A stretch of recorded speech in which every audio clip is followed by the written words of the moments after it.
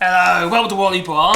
And I've got this old, well I say old, I've had it for probably about a year now, about 12 months. So I thought it'd be an idea to share with you how I feel about it.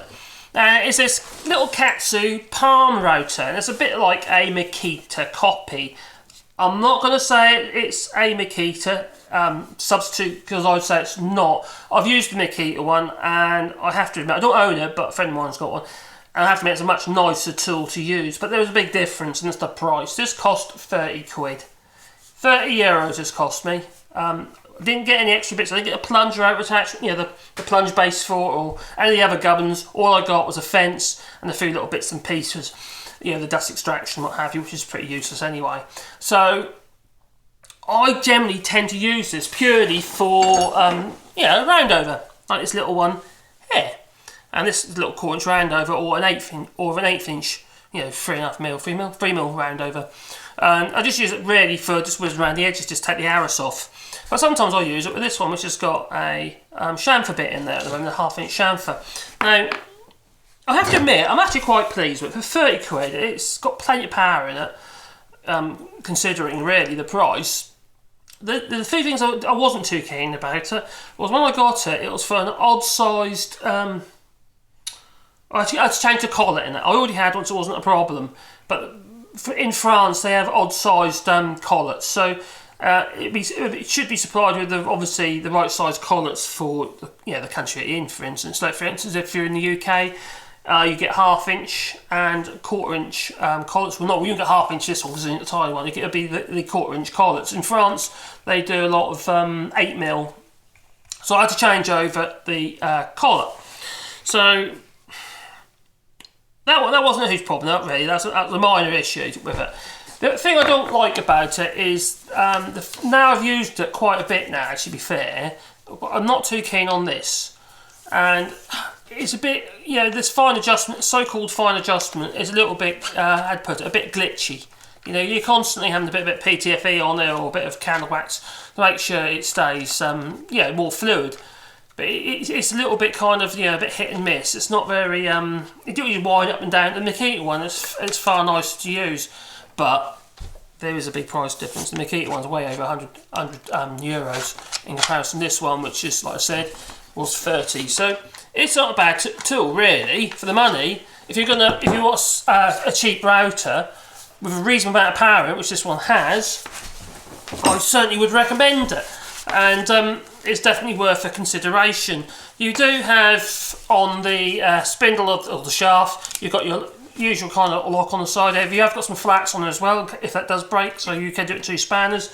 And then you can literally just change your bit over with your spanner and remove it. I don't use the spanners that come with these things, they're always rubbish, all just flat things, bits of pressed steel and absolute crap. Rubbish. So I'm going to quickly demonstrate it with the 1/2 inch bit, because it's a relatively large bit for a small router, I suppose. And then I'm going to demonstrate it with a smaller bit. I'll change the bit over and then demonstrate it with that. So it's got the usual kind of, how to put it, the build quality isn't as finished as the Makita or even the Bosch one, but this is, I'm saying Makita because at the end of the day this is a bit like a Makita copy.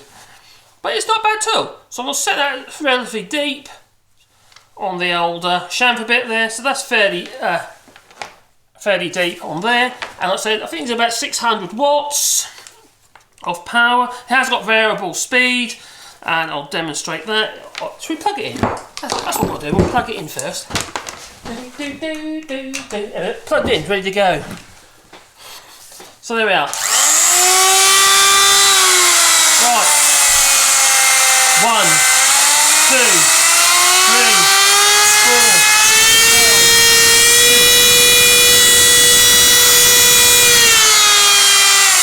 4, 5. Puts your teeth on edge. So I have to admit, it's a little bit noisier than the Makita. I would say actually it's a bit noisier than it was when I first got it. It wasn't actually that bad.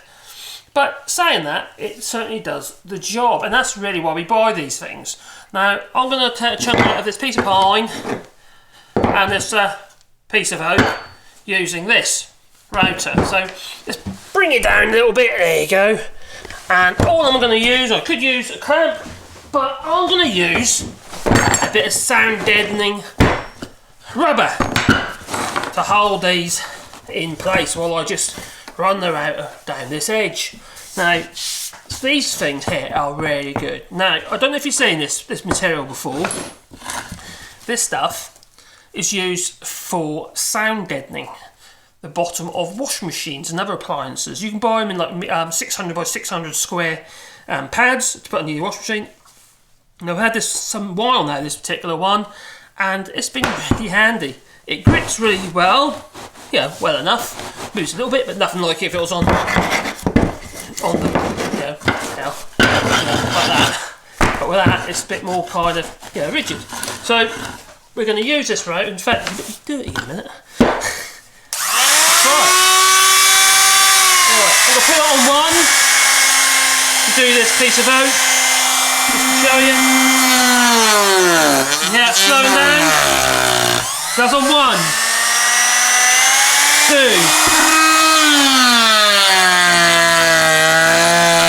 That's, as long as you're not moving too quickly, it does it quite nicely. No, 3.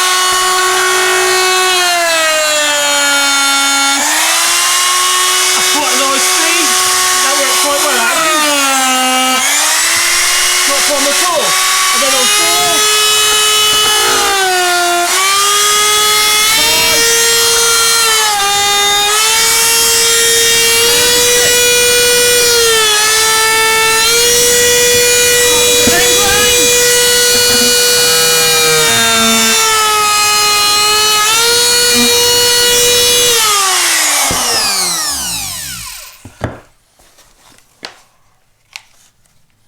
Now, I think I need to tighten this up a little bit on this nut on here because everything's got a little bit slack. This clamp isn't clamping up as well as it used to.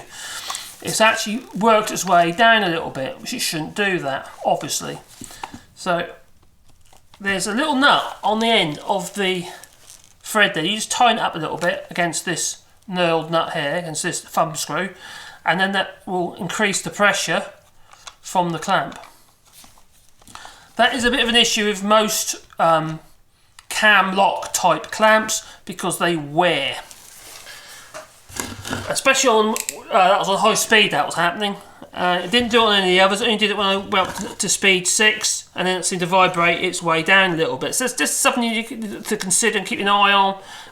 Just tightening up that little screw will solve that. Anyway, let's move on to the piece of pine. Now you'd assume obviously that you could do that on much lower speed, so start on 1.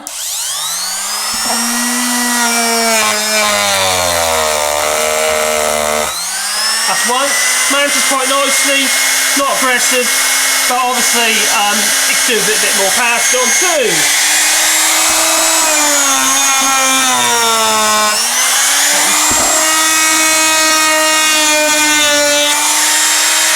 So that's on 2, that's really effective.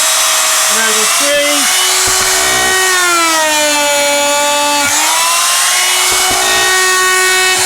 If I take on this solid end grain on 3.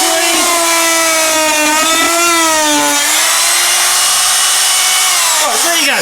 I'm not going to go any higher than that because there's no need. You don't really need any faster on a piece of pine. So when you're doing your end grain and stuff like that on your oak, obviously the higher speeds, because you get more power to the bit as well, it isn't just the speed, because it's not geared. All you're doing is reducing the amount of voltage going to the motor, so that the motor loses some torque. It's not just the revolutions, it's the torque it loses its power. Unlike my Suzuki GSX 1400, which seems to be powering all the way through all the gears. So this particular tool here, as you actually turn down the speed on this resistor or potentiometer, it reduces the amount of power to the motor, to where these brushes are on either side here, and then effectively slows down the bit, but also it takes some power away from the bit as well. It takes the torque away from the bit. So sometimes you'll find that you'll need the high speed just to get the power. So if we had that low speed earlier, but we had the power as well, it'd probably suffice, even on the oak. Probably setting 2 would probably be enough. but because it's got the torque there, but we have to actually have it a little bit higher to actually get the torque. And the thing is, when you're using a little router, any router for that instance, at high RPM, you get more risk of burning your wood, especially the hardwoods, and especially if if your bits are blunt. And I tend to sharpen my own bits, so these are only just cheapy ones, these are, but I just sharpen them on a diamond stone, so that works really well. But anyway, let's go back to the actual little tool itself. So as you can see, it works, it does its job.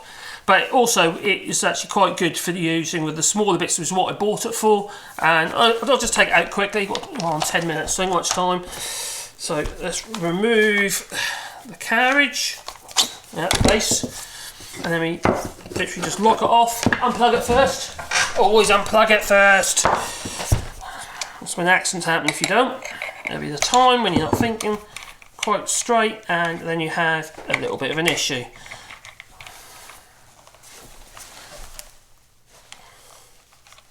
There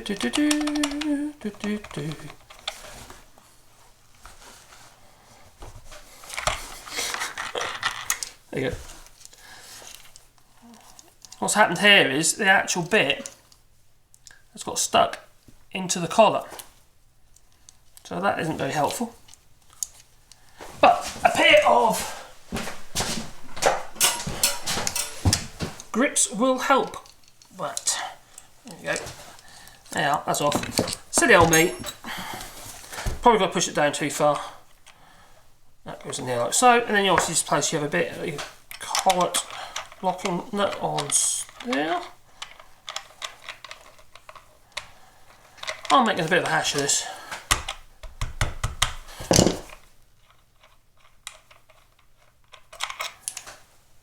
Aha! It's probably because it's not the actual original collet. And I did put the screen up. It's not the original collet. It's not the one that comes with it, because I wanted 1/4 inch and it came with an odd size collet, so that wasn't ideal for me. Because I have to go with the fact that I brought loads of bits over, router bits over with me from when I was in the UK. I brought them over to France, so France has different sizes. So they are, it's in there relatively quickly. That wasn't too problem, apart from obviously me having a bit of a hissy fit with it. So let's rank that back on there like so. Set that depth there, locked on. Plug you in. And let's try it again. Right, flip it over.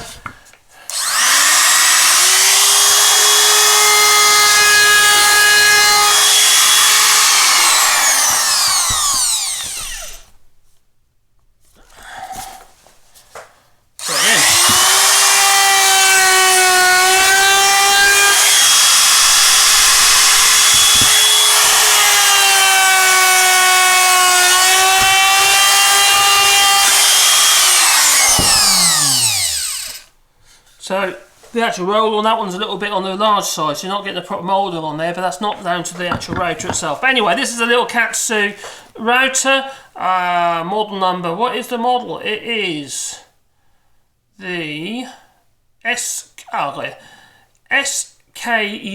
101750. It's a 750 watt router. So 710 watt router, and as a little palm router, and I think it's really good value for money.